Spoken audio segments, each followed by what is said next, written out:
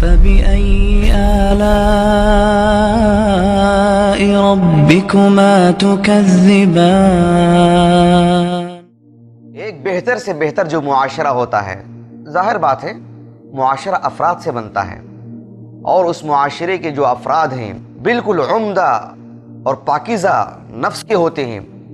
ایسے میں رب العالمین نے اس معاشرے کی صفت بیان کرتے ہوئے کہا والذین لا يدعون مع اللہ الہا آخر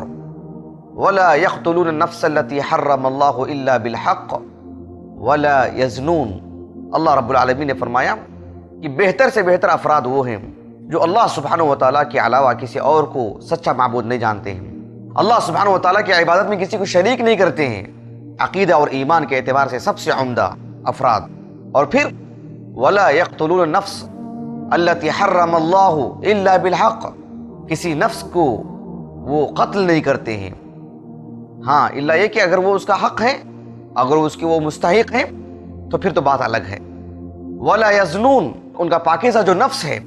اس کی تعریف کرتے ہوئے رب العالمین نے فرمایا ان کا جو نفس ہے وہ طیب نفس ہے،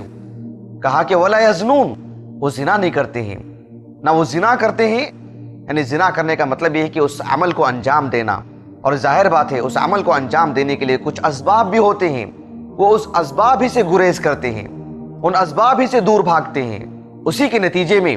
وہ اپنے آپ کو زنا سے بھی بچا کر کے رکھتے ہیں۔ ناظرین کرام، آپ اسے اندازہ لگائیے، ایک جو پاکیزہ جو معاشرہ ہوتا ہے ان کی اوصاف رب العالمین نے اور مقامات پر بھی بیان فرمائے ہیں۔ اللہ سبحانہ وتعالیٰ نے مزید جو آیتیں بیان فرمائی ہیں، اور آپ علیہ الصلوۃ والسلام کی جو بکثرت جو احادیث ہیں جو بڑی تعداد میں ہیں، وہ اگر ہمارے پیش نظر ہوں تو اس کی اہمیت کا اور اس گناہ کے عظیم ہونے کا آپ اندازہ لگا سکتے ہیں کہ اللہ سبحانہ وتعالیٰ نے کس سختی سے اس پر روک لگائی ہے۔ اللہ رب العالمین نے ایک اور مقام پر سورۃ المؤمنون کی ابتدائی آیات میں بھی اس ضمن میں اللہ رب العالمین نے بیان فرمایا کہ اس معاشرے کے افراد ایسے ہوتے ہیں والذین هم لفروجهم حافظون الا علی ازواجهم او ما ملکت ایمانهم فانهم غیر ملومین فمن ابتغى وراء ذلك فاولئک هم العادون،